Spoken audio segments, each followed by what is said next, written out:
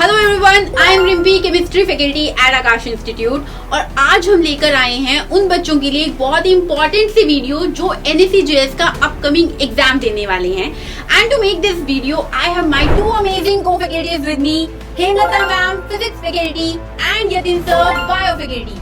तो मैम, आज की इस वीडियो में हम क्या बताने वाले हैं बच्चों को? यस, आज की वीडियो में हम देखेंगे topic wise analysis. That means हम आपको बताएंगे वो इम्पोर्टेंट टॉपिक्स जिनमें से मैक्सिमम क्वेश्चंस पूछे जाते हैं। And with that thing we will also tell you about the difficulty level. That means कितना डिफिकल्ट ये एग्जाम है। All this you will come to know in this video. And now we have Yatin sir who will tell you something very important. तो जैसा कि ma'am ने अभी आप लोगों को बताया, हम NSE-JS के बारे में बात करेंगे, एनालिसिस को समझेंगे और साथ ही साथ में अगर आप इस एग्जाम के बारे में और इन्फॉर्मेशन जानना चाहते हो, so we have a video already uploaded on the channel. You will find the link in the description box. आप डिस्क्रिप्शन बॉक्स में जाके उस वीडियो को देख सकते हो। Now we will be starting with the analysis of physics with Hemlata ma'am. Now let's start with the analysis. जैसे कि आप यहाँ पे देख सकते हो कि पिछले साल दैट मीन्स 2024 में वो टॉपिक, वो चैप्टर जो सबसे इंपॉर्टेंट था that was electricity. 20% of the questions were from the chapter electricity. Talking about the next chapter, then yes it was motion. 18% paper आपका मोशन में से आया था and 17% of the paper was from optics. So previous year के top 3 important topics क्या थे? Electricity, motion and optics. और अगर मैं इन तीनों चैप्टर के परसेंटेज का सम करूं then it will give me the 55% of the important topics. That means yes, out of 100% 55% question physics के आपके इन तीनों चैप्टर में से थे। Now if I talk about the 2023 paper, then you can see over here again, electricity chapter consists of the majority of the questions. और उससे पिछले साल 2022 में भी इलेक्ट्रिसिटी से ही मैक्सिमम क्वेश्चंस पूछे गए, दैट इज 17%। तो पिछले 3 साल के पेपर एनालाइज करके मुझे ये तो पता चल गया that yes, electricity is the most important topic. At any cost, you are not supposed to leave this chapter. You have to revise all the concepts from this chapter. फिर से बात करें पिछले 2 सालों की, तो इलेक्ट्रिसिटी के बाद we have the questions from the miscellaneous topic. Miscellaneous topic में क्या क्या थे हमारे पास? Magnetism, optics and heat. That means ये जो क्वेश्चंस थे ना, इनमें 2 या 2 से ज्यादा कॉन्सेप्ट्स यूज हो रहे थे। मे बी हीट को ऑप्टिक्स के साथ मिक्स करके क्वेश्चन बना दिया गया हो, या फिर हीट को मैग्नेटिज्म के साथ जोड़ के कोई क्वेश्चन बना दिया गया हो। What ever the scenario was, if you will closely observe, then yes, again there is optics which consists 10% of the paper. And here also 17% of the paper was from the topic optics.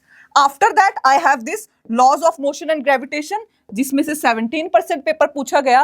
And इधर 2023 में laws of motion and gravitation में से 20% questions पूछे गए। अब अगर मैं sum up कर दूं पिछले 3 सालों को, then important topics are electricity, optics, motion, force and laws of motion with some questions of gravitation. ये चैप्टर्स आपके मोस्ट इंपॉर्टेंट चैप्टर्स हैं, मोस्ट इंपॉर्टेंट टॉपिक्स हैं which you need to revise again and again. Clear? अब बात कर देते हैं remaining topics की। So yes, in the previous year after these 3 chapters we have wave, motion and sound.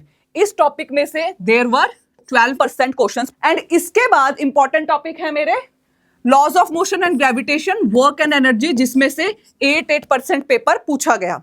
Further I have the topic of mathematical tool, sources of energy, fluids and magnetism, जिसमें 4 से 5% paper आपका आया।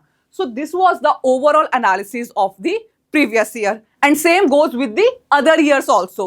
यहाँ पे भी अगर आप एनालाइज करो तो मोटा मोटी चैप्टर्स वही हैं आपके जिसमें से क्वेश्चंस पूछे गए। ठीक है, कुछ चैप्टर ऊपर नीचे हुए, जैसे कि यहाँ पे मोशन टॉप 3 में आ रहा था, बट यहाँ पिछले 4 सालों में आप देखो तो मोशन टॉप 3 में नहीं है। In fact we have force and laws of motion, but yes, motion का समवॉट ग्लिम्प्स तो आपको इन पिछले 4 सालों में भी मिलेगा। So this was all about the topic wise analysis of physics. Clear?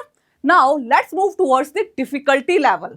So here is the difficulty level As you can see, in the year 2024, 60% of the questions were of moderate level, 60% questions medium level के थे, and 25% questions were of easy level. Clear? पिछले 2 सालों में भी देखो 25% questions कैसे हैं आपके इजी. तो अगर मैं बात करूं पिछले 3 सालों में 25% क्वेश्चंस तो मेरे हो गए इजी, मीडियम 60% पिछले साल थे, उससे पिछले साल 55% और उससे पिछले साल 54%. तो मैं कह सकती हूं कि नियर अबाउट 54 to 60% क्वेश्चंस मेरे हैं मीडियम और इजी क्वेश्चंस कितने मेरे 25%. ठीक, अब जरा इनका सम कर लो तो कितना हुआ ये 85%. 85% questions of the previous year were of the level easy to medium. एंड यहां पे अगर मैं सम करूं तो ये कितना हुआ मेरा 80% and here it is 79%. That means from 79 to 85% paper मेरा पिछले 3 सालों में कैसा रहा है इजी टू मॉडरेट लेवल का, कि ये क्वेश्चन तो मैक्सिमम स्टूडेंट्स इजीली सॉल्व कर सकते हैं.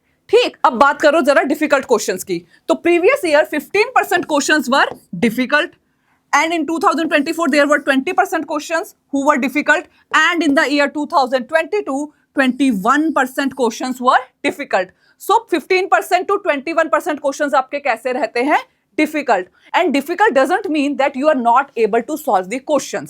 सिंपली डिफिकल्ट क्वेश्चंस का मतलब क्या है कि इसमें 2 या 2 से ज्यादा कॉन्सेप्ट्स यूज हो रहे होंगे. ठीक है, तो एटलीस्ट फॉर वंस आप क्वेश्चन पढ़ सकते हो. You can try to attempt the question, maybe आपको कॉन्सेप्ट हिट कर जाए and you will be able to solve the difficult questions also. So overall, I can easily say that yes, NSCGS exam is not very difficult exam. आप लोगों ने अगर regular तैयारी की होगी, so it will be easy for you to crack this exam. And with this thing, I have completed the analysis of the physics portion. Next, we have Rimpi ma'am, which will tell you about the analysis of the chemistry portion. तो अब शुरू करते हैं chemistry का analysis. Chemistry section के 20 questions आपके एनएससीजीएस exam में आते हैं.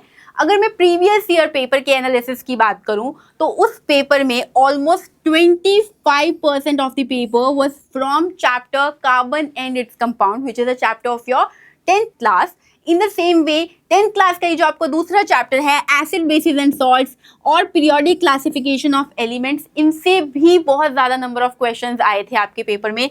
23% of the paper was from your chapter acid basis and salts and 17% of the paper was from the chapter periodic classification of elements. Although the periodic classification of element chapter has been deleted by the NCERT, but still NSCGS में last year इससे question पूछे गए थे and almost 17% of the paper was from this chapter. Along with these 3 chapters, if you take a look, mole concept, stoichiometry, metals and non-metals, chemical reaction and equation और structure of atom, इन सब से भी आपको questions देखने को मिल गए थे आपके last year के पेपर में. Along with this, matter in our surrounding and is matter around us pure, जो कि आपके 9th क्लास के चैप्टर्स हैं, उनसे भी लास्ट ईयर क्वेश्चन आए थे आपके एग्जाम में. अगर हम और प्रीवियस ईयर एनालिसिस की बात करें तो ऑलमोस्ट एवरी ईयर आपको acid basis and salts, metals and non metals and carbon and its compound से अपने पेपर में क्वेश्चंस देखने को मिल गए थे. These 3 chapters are very important from NSCGS point of view. More than 50% of the paper was last year asked from these 3 chapters only. So do prepare well for these 3 chapters. Along with this, last year maybe mole concepts, stoichiometry, structure of atom, chemical reaction and equation and metals and non-metals, इससे भी आपको काफ़ी questions देखने को मिल गए थे exam में. अब अगर मैं डिफिकल्टी लेवल की बात करूं तो लास्ट ईयर जो आपका पेपर था एनएससीजीएस का, it was generally moderate level paper. 50% of the paper was moderate level paper.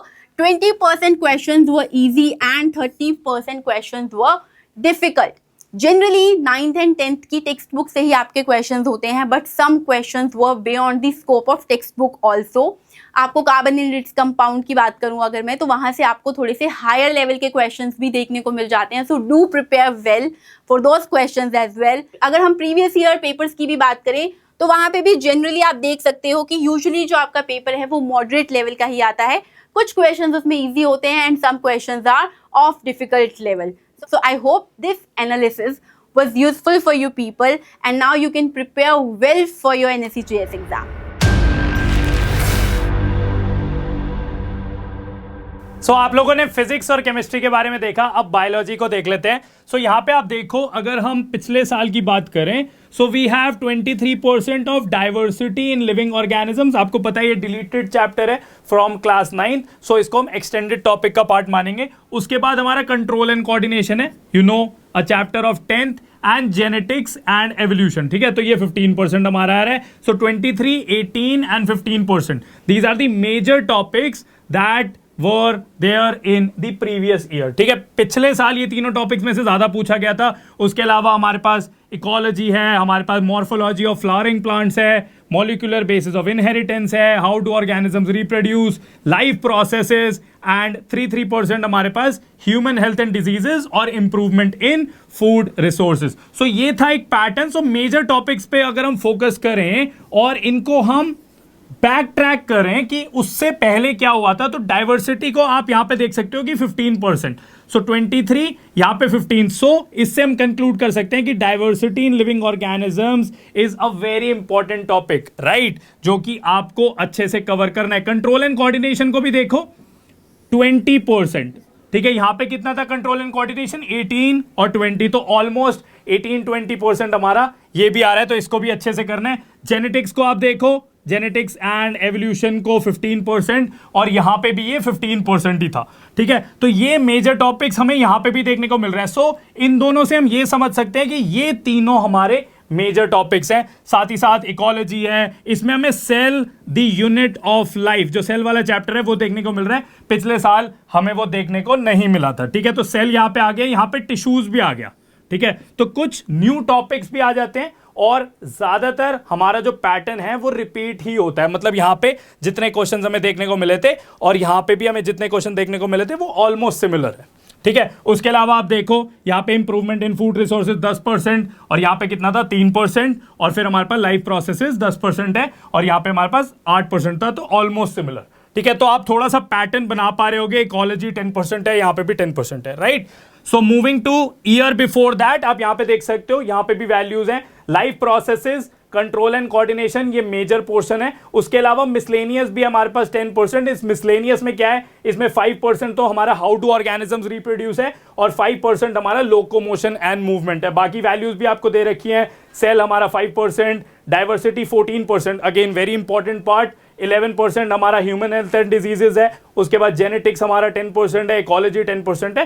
So this was the pattern. बाकी उससे पहले के 2 साल के भी आप यहां पे वैल्यूज देख सकते हो। सो आपको एक पैटर्न मिल रहा होगा, आपको समझ आ रहा होगा कि क्या क्या इंपॉर्टेंट टॉपिक्स है if we talk about biology. ये तो हो गया paper analysis according to the topics और द चैप्टर्स। अब हम बात करते हैं डिफिकल्टी लेवल की। तो आप यहां पे देखो, प्रीवियस ईयर 40% हमारा डिफिकल्ट था, उसके बाद 25% हमारा इजी, 35% हमारा मीडियम। ठीक है, तो ये एक परसेंटेज एनालिसिस है of easy, medium and difficult questions. उससे पहले आ जाते हैं तो 40%, 25, 35। सो यही पैटर्न देखो सेम रिपीट हो रहा है, right, in the previous 2 years। So expected है कि यही पैटर्न अगेन रिपीट होगा। थोड़ा बहुत वेरिएशन भी हो सकता है, जैसे उससे पहले 45 हमारे डिफिकल्ट क्वेश्चंस थे, 15 इजी थे, 40 मीडियम थे। तो थोड़ा सा डिफिकल्ट पेपर उससे पहले हमें देखने को मिला था इन 2022, 2023। सो उससे थोड़ा सा डिफिकल्ट था, बट ये जनरल एनालिसिस है। उससे पहले भी आप ये दोनों वैल्यूज को देख सकते हो। So this was according to the difficulty. So biology का मैंने ब्रीफ में आप लोगों को बता दिया है कि क्या डिफिकल्टी पैटर्न रहता है और कौन कौन से टॉपिक्स इंपॉर्टेंट रहते हैं। So this was all from our side. I hope you are going to find this video very useful for your exam. For more such videos, subscribe our channel and hit the bell icon. So all the very best.